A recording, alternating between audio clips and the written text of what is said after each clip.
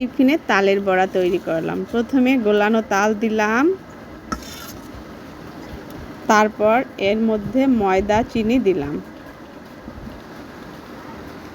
চালের গুঁড়া দিয়েও করা যায়, আমার কাছে ময়দা ছিল, আমি এটা দিয়েই করেছি।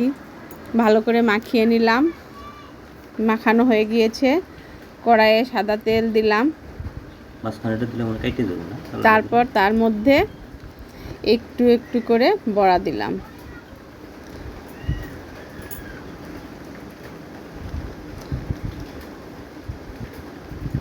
বড়াটা দেওয়া হয়ে গেলে এটা ভালো করে নেড়ে লাল করে নিতে হবে। লাল করে ভেজে তুলে নিলাম। একদম নিচে দাও।